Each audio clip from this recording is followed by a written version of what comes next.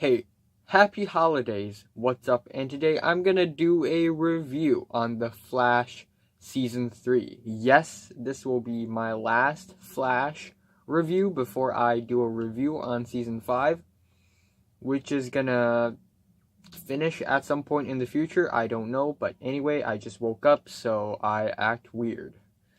Yeah, I took an afternoon nap because I just can't handle it. I'm too tired. So I kind of don't want to, recap the whole season 1 and 2 to you. So I'm just going to do it very, very briefly.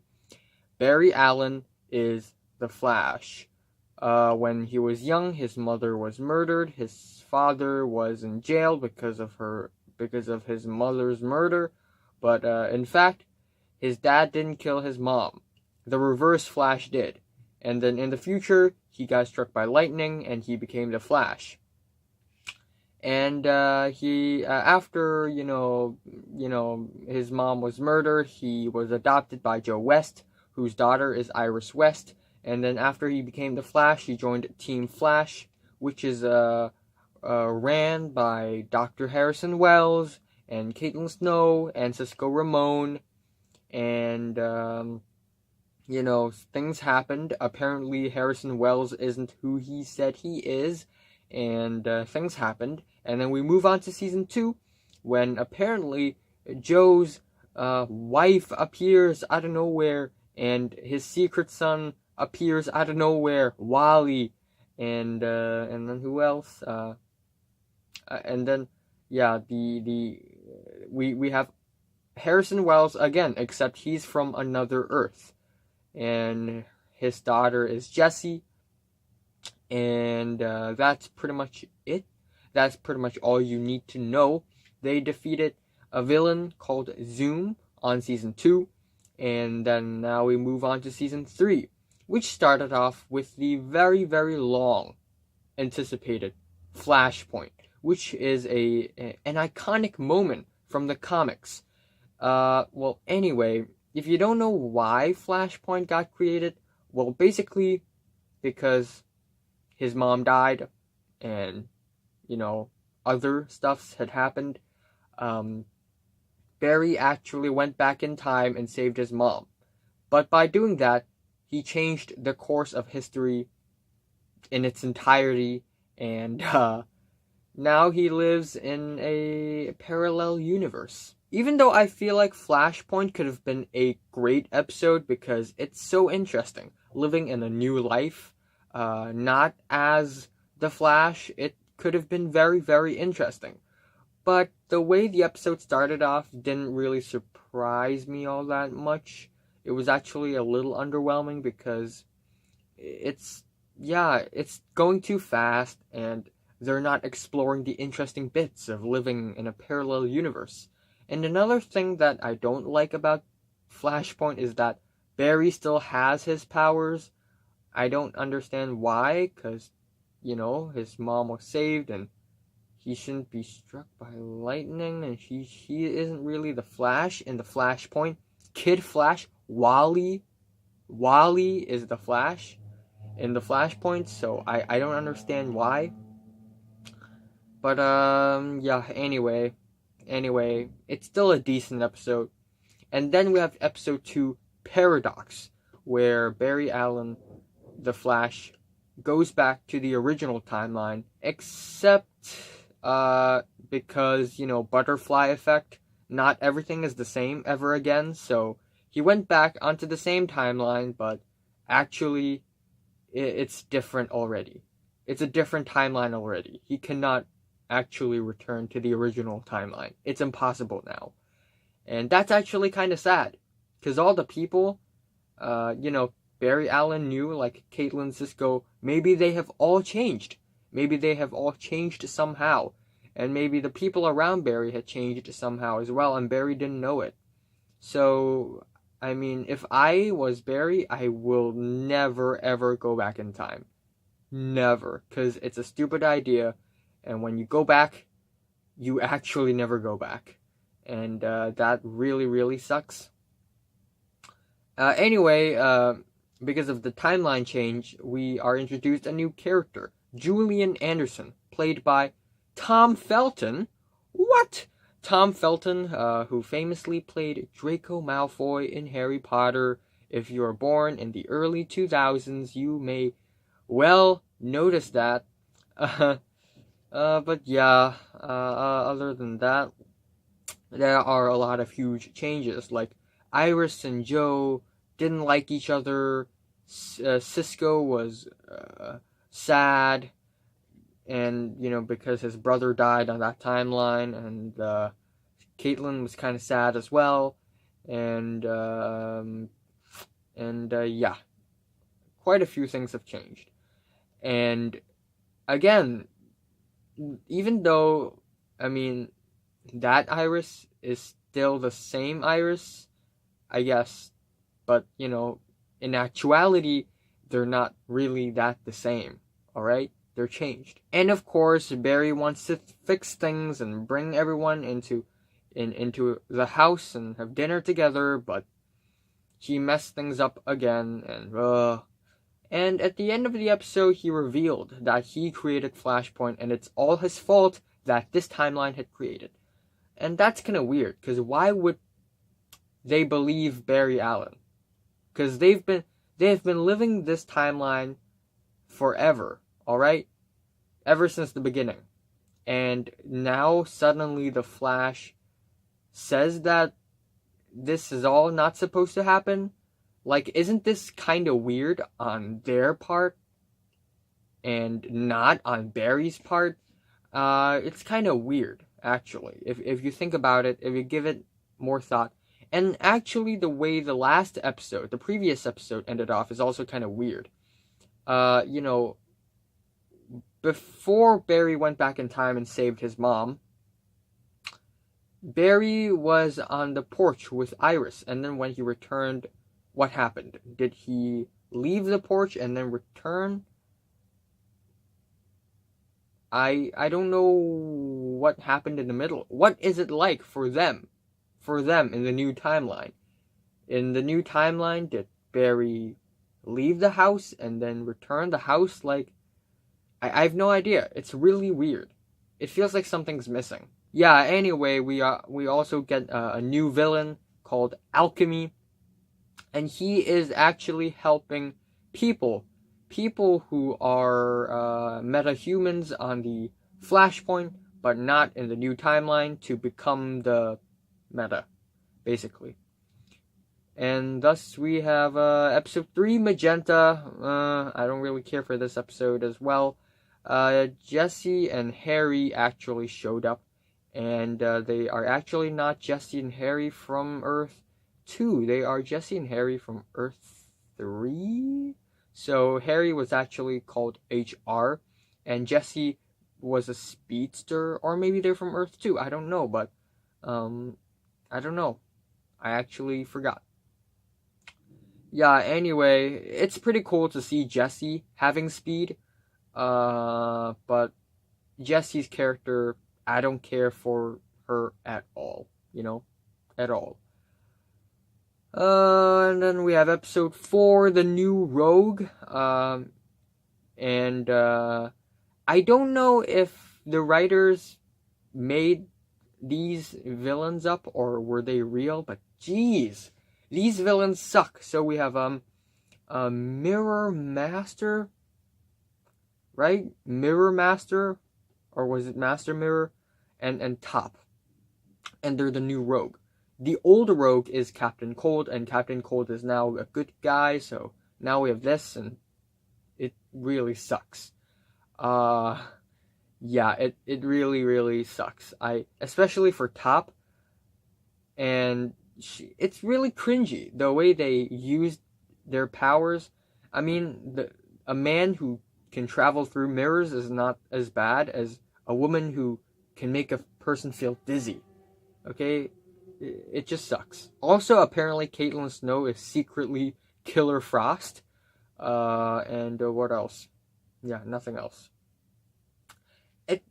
I feel like the Flash dumbed down their writing a little bit because the writers are beginning to realize that most of their audiences are kids, so they are making their dialogues more corny and more cheesy and more cringy so that they would appeal to kids. But geez, don't do that. Episode 5 is titled Monster, and this episode, I feel scammed after watching this episode. So apparently there's a huge monster in the city destroying things, and it's scary. And then at the end, when the Flash tried to destroy it, I mean, minor spoiler alert, but apparently the monster is not real, and apparently it's all an elaborate scam from Alchemy. Yeah. And then we have episode 6, Shade. This time, a shadow appeared in Central City. Also, Barry tried to date Iris again, and both of the times they were interrupted by some meta-human activity.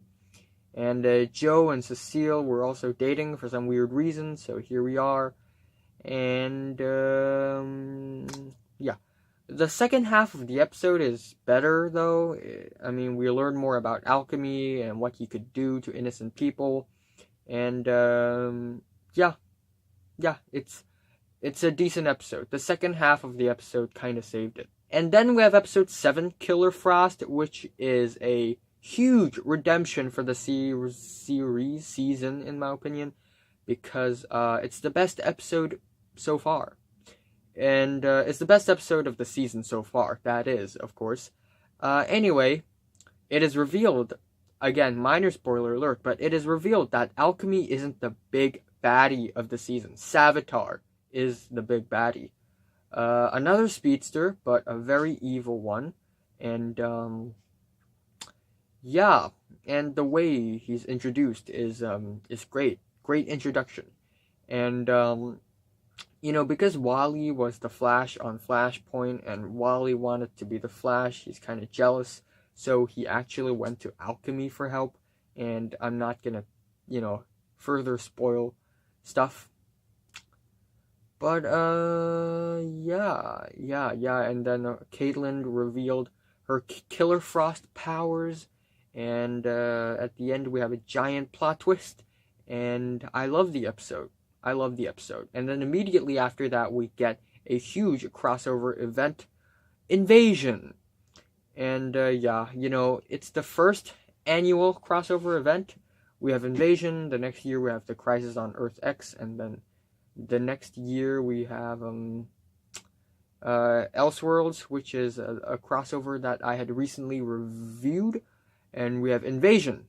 Basically, we have an alien invasion. It's in the comics. The first remark that I made was, what the hell is wrong with Caitlin's hair? I don't know. Anyway, the first part of Invasion takes place on The Flash, and it's actually really interesting to see them cross over on 3 different TV shows, because each show's producers and directors have their own styles, so that's quite interesting.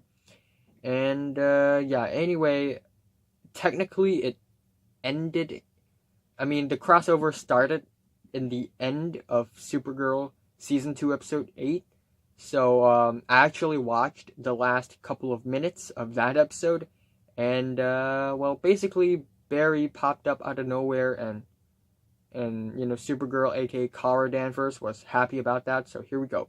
And then we have, the actual part 1. Aliens came to Earth. And Supergirl and Barry tried to fight the aliens. And Green Arrow also came to help, aka Oliver Queen. In a lot of ways, I think Arrow is a way more mature and actually relatively darker show than The Flash, so maybe Arrow is better. Even though I think Kara Danvers is really cringy, the real cringe of this episode is Felicity Smoke. She's just really, really cringy. I don't know why. And, what else? Yeah, and then at the end of the episode, they all got mind controlled, and they all went into this state where they had to fight each other, and that was kind of interesting, I guess. And then the second part of Invasion with an exclamation mark takes place on Arrow. And yeah, just like all the other crossovers, the second part, aka the Arrow part, is always the best part. First of all, less Kara Danvers and less Felicity Smoke, and I like that. It sounds like I hate women characters, but no, it's just that these two characters are really cringy. I don't mind if Caitlin Snow comes in. I don't mind if the female version of Arrow, that female Arrow girl, I don't know, comes in. I just don't like Felicity and Supergirl. And other than that, the superheroes were actually captured by the Dominators, aka the aliens, and they went into this virtual reality thing, and it was actually kind of interesting. And then the third part of Invasion takes place on Legends of Tomorrow, where the team had to split up, and it's actually not that bad. And of course, we have the final battle.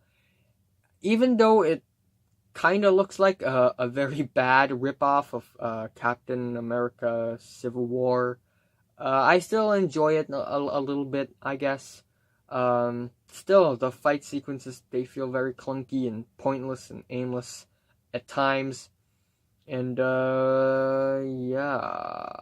yeah, it's kind of messy as well. So I'm not a huge fan of the fight sequence towards the end, but I still think the way the crossover ended off is pretty nice, and I think Invasion is an okay crossover. It's just okay. And then finally we return back to the series on episode 9, The Present, which is a filler episode, essentially. Because Sperry found out who Alchemy really was, and he tried to find Savitar through him, but it didn't work, so he had to go to Earth 3 to find the Earth 3 Flash and get his help. And apparently Earth 3 Flash is Jay Garrick, and yeah. This filler episode is not all that interesting.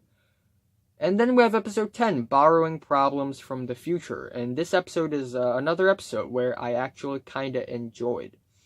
After an entire month of hiatus, the Flash had returned with this episode. And they're finally getting into the main point of fighting Savitar. And the character of Julian is actually getting more and more likable. I feel like Julian's character is more solid than a few others in the show. And basically, there's this storyline that I actually kind of like, is that they went into the future. I mean, minor spoiler alert, but I have to talk about it. They sort of went to the future and saw Iris die. Yeah, Barry actually saw Iris die in the future, and Barry wanted to alter the reality and change the course of history and change the future. So he tried to do the opposite of everything that he saw finished in the future, if you know what I mean. So that's actually quite interesting. And then we move on to episode 11, Dead or Alive. Anyway, we have this badass chick gypsy who came to Earth 1 to capture HR. And apparently she's a really, really good capture person. And and then Cisco wanted to beat Gypsy. And then apparently the episode ended off with Cisco and Gypsy falling in love with one another. So there's that. Again, I don't really care for the romantic relationships on the series, so meh. And, their relationship aren't really adding anything on the overall storyline as well, so I'm not really all that crazy for it. And then we have episode 12, Untouchable. Yeah, this episode started off with a scene that I just think is totally unnecessary. And then yeah, and then we have the villain of the episode who turns everything into ash. Everything he touches turns to ash, and that's actually a pretty interesting superpower because you need to stop him without actually touching him, and that's tricky. And yeah, and it's also somehow connected to Flashpoint and saving Iris from getting killed by Savitar in the future, and I like that connection. And however, the ending is just really anticlimactic, and it's just unnecessarily comedic. The comedic moments ruin the dramatic moments, and yeah, that's basically it. Episode 13 is called Attack on Gorilla City, which is a two-parter because the next episode is called Attack on Central City. So basically, Jessie came back out of nowhere because apparently she was gone in the past few episodes. I didn't notice that. Anyway, Jessie returned and told everyone that Harrison Wells, aka HR, was captured by Grodd, the super intelligent telepathic gorilla, and the team was trying to save him. That's basically it. And I was actually quite underwhelmed when I hear the name Grodd again because, geez, Grodd again? Really? They've defeated Grodd in season 1, they've defeated Grodd in season 2, and then now we have to fight Grodd again. Yeah, even though it's kind of connected to the whole Savitar storyline, indirectly, but Yeah, first of all, Jesse's character is not all that interesting. Second of all, Gypsy's character is more bland, unrelatable, and actually kind of cliche. But I do enjoy Julian's character. He's actually humble and nice all of a sudden, which is a weird character change. Kinda jarring, actually, but I still like it. And the story doesn't really make sense as well. If Grodd is really that smart, why would the Flash team be able to escape from him in the Gorilla City? And the whole Gorilla City thing, the CGI, it's just not really that good. So, meh. In fact, come to think of it, the whole Gorilla City stuff, they all feel like a very bad acid trip. Yeah, anyway, episode 14 is the second part, and it's titled Attack on Central City because they actually brought a good, smart gorilla in Central City to fight Grodd. So now we have a huge ass gorilla fight, and yeah. Even though there are some interesting plot points that lead to one another in a smooth fashion, but yeah, the ultimate fight is really underwhelming. You know, when the good gorilla was fighting Grodd, the all the other people in Team Flash, they all just stood beside and did nothing. They all just watched. Really? Really? What are they doing? Are they daydreaming? Why are they just standing there? It makes zero sense. But yeah, anyway, it's dumb. Okay? And then we have episode 15, The Wrath of Savitar, which is another great episode, even though it still has its awkward moments. I still enjoy it for what it is. Savitar is back, and Barry proposed to Iris. And things are really happening, yeah. There are some tension between the characters of the show, and yeah, Savitar's return is intense, exciting, entertaining, and yeah, when Savitar went out of the portal at the end of the episode, oh boy, that scene, gosh. But yeah, if there's a big gripe for the episode, is that every time something bad's happening, Barry was just standing there looking and not doing anything, so that's kind of lame. And then episode 16 is titled Into the Speed Force, and it's a pretty interesting Speed Force. Barry had to go back to the Speed Force in order to save someone. It's a filler episode, but a very interesting filler episode in my opinion.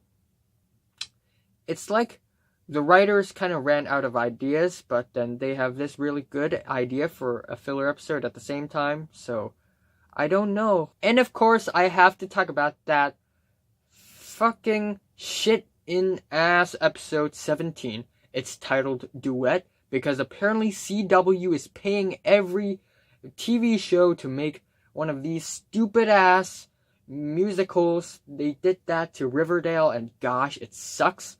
And now they did it to The Flash, and gosh, it sucks. So yeah, anyway, suddenly the whole Savitar storyline, it's left behind, okay? They have something important to tend to, and it's to sing and dance. Really? So apparently, one of the villains in Supergirl, music master, magic guy, apparently, he came to the Flash world and kind of put the Flash and Supergirl into coma and put them in this world where they have to sing and dance in order to escape. Are you actually kidding me? I mean, there were shows in the past where they did a musical episode and it actually worked, like Buffy the Vampire Slayer with Once More with Feeling. But The Flash and Supergirl are two shows that are very, very, very different from Buffy the Vampire Slayer, and this and the way they executed this is just so shitty. When they are singing, it's cringy. It looks like they are phoning in. They're just doing it so that they could get paid. And you can actually tell that they are somehow their vocals are somehow auto-tuned very slightly, and it sucks. Even though it's interesting that the whole thing is set in the 30s or the 40s, this episode is really one of the worst episodes of the year that it's released. I mean, Barry could kind of sing and dance because he's in Glee, but still, not that spectacular of a performance. And Melissa Benoist is equally as much of a turnoff on the episode. And apparently the musical master guy is not a villain after all. He put them in a coma, make them sing and dance just to teach them a lesson about love. Really? When a villain like Savitar is running around killing people, we have the music master forcing people to sing and dance out of their way to back to reality? Really? Are you kidding me? I'm just furious about this episode. It's so cringy. It's so pointless. But no. Yeah. And then we have episode 18, Abacadabra. Even though the episode title sounds silly, I actually think the episode is not bad. We have this guy who could do magic tricks, and he claimed that he knows how to stop Savitar. So Barry and his team made a decision to either let him go or to, keep him and, And then at the end of the episode, we have a climactic scene when Killer Frost returns. So that's actually pretty entertaining. And then it's episode 20, I Know Who Are You. And this episode is way better than I've anticipated because of the plot twist at the end of the episode.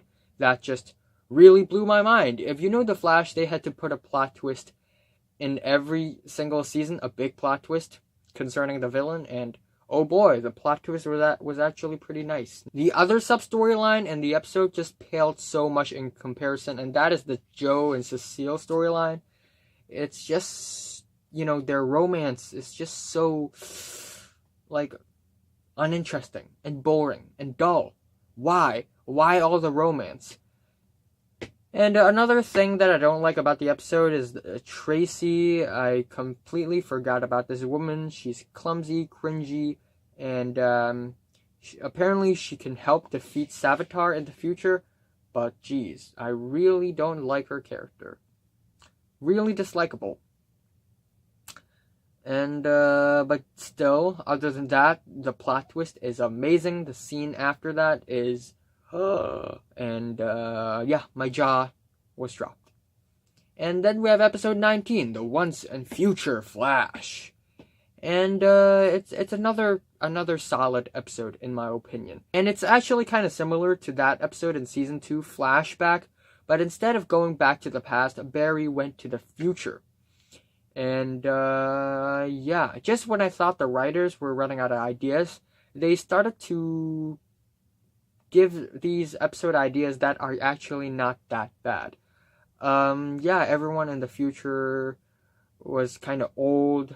They all had a bit of facial hair, and their hair was longer. Julian and Joe wears glasses, and the whole city is broken. It's so hopeless and dystopian, and it's actually kind of interesting. Even though I feel like that in the future, if they haven't had haircuts at all, their hair would be longer. It's still pretty. Ooh. My biggest gripe with the episode is Top and Mirror Master showing up again. These two lame-ass villains, what are they doing here anyway? But other than that, I think this episode is pretty good. And then we have episode 21, Cause and Effect. The Future Flash, the Past Flash, Time Remnants Flash, Earth 2 Flash, Musical Flash, and now we have Amnesia Flash. Yeah, the TV shows just keep on having these ideas for every actors to play different roles, and here we go. So basically on this episode, the Flash had an amnesia, and now he's the clueless Barry Allen. And I like that. I like that the writers of the show actually had billions of ideas for every actors and actresses. Yeah, pretty interesting episode again. The whole HR and Tracy romance is just terrible, cringy, and unnecessary. And again, the romantic storylines of the show suck ass, and I don't want to hear about them ever again. And then we have episode 22, Infantino Street, which is the penultimate episode of the entire season. And this is actually my favorite episode in season 3 because it's just so intense, just so shocking. Remember earlier in the season where Barry accidentally saw that Iris got killed by Savitar in the future?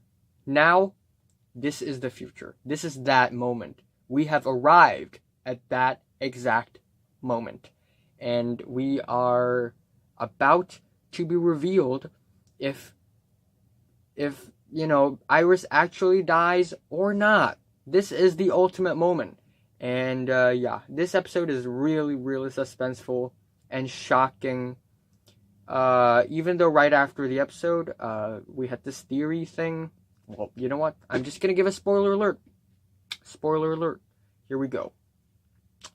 Savitar tricked HR to reveal where Iris was hiding. And Savitar took Iris and took her to Infantino Street where it was all supposed to happen. And I was telling myself, no, Iris cannot die, okay? Barry's parents both Barry's parents already died. If Iris dies, it will be too tragic for the Flash, okay? And then Iris actually got stabbed in the back and she actually died. But then I was like, no way. No way it's Iris. No way it's Iris. So, I went onto the internet and I kept looking for theories and, people discussing about the episode. And everyone was like, oh, maybe HR sacrificed himself for Iris. Maybe it was HR who died and it wasn't Iris. And the reason why HR looks like Iris because he had this shape-shifting tool that can make him, shape-shift. I hope that's true, because even though Iris's character is a little annoying, I kind of don't want Iris to die, simply because it would be too tragic for Barry Allen. And then we have the final episode, Finish Line, and after half a year, we finally reached the finale, and even though there are a couple of disappointing moments, I still think it's not that bad of a finale episode. I know that a lot of people are pissed off because of this episode, but the ending scene is actually quite satisfying, not gonna lie. And also, spoiler alert. So, our predictions are true. It was actually HR who died instead of Iris, and it just went down perfectly, as we have expected. HR really used the shape-shifting tool, and the theories, they are confirmed. You know the show just can't keep on killing people who Barry loves, okay? That would really suck. And I don't really like the scene where Barry tried to make Savitar a good person again. You know, why don't you just straight up kill him? I know it's kind of like violent because the show is for kids, but like logically speaking, you can't convince Savitar and persuade him to be good. Okay, you just can't. You just can't. And you know, the Barry and Iris scenes are pretty unnecessary, but the last scene, the fighting scene, the fight sequence at the end was actually pretty entertaining. Not gonna lie, it was pretty intense. It took place in the woods, and at the end, the Flash didn't manage to kill Savitar, but Iris shot Savitar, and Iris killed him. So it was Iris who actually killed a person, and Barry Allen never killed a person. So that was kind of lame for Barry, and yeah. And then right after Savitar died, the Flash had to return to the Speed Force because apparently now that, you know, Savitar had died, someone had to take his place, and it's Barry Allen. I think that's what happened. I don't know, maybe I'm wrong. Or maybe was it Jay Garrick who went out and now Barry Allen had to take his place? I forgot. But yeah, overall, this season is not as good as Season 1 and 2. Season 1 is the best, Season 2 is the second best, and of course Season 3 is the third best. Yeah, again, we have a plot twist concerning the villain. Grodd returned, a Wentworth Miller cameo, and another Harrison Wells. I feel like the season of The Flash is more personal too, you know, because it explores more painful things that had happened to Barry. And I also like that the writers are writing as few filler episodes as possible. And by doing that, or more like to do that, they try to connect all these storylines to a main storyline that leads up to an intense second last episode. And yeah, one big problem with the season is all the cheesy, corny, cringy romantic moments and the very, very dumb villains. And yeah, other than that, I still think the main idea and concept for the season is not that bad, despite a few flaws. I mean, it could be worse, especially that fucking episode. Yeah, episode 7, Duet, is my least favorite episode, and my favorite episode is the second last episode, Infantino Street. I am saying The Flash Season 3 is still a nice try, technically, and I'm giving it a strong 6 out of 10. So, have you watched The Flash Season 3 from 1 to 10? How much did you rate it? Like if you like it, hate if you hate it, and subscribe if you want more, and thanks for watching.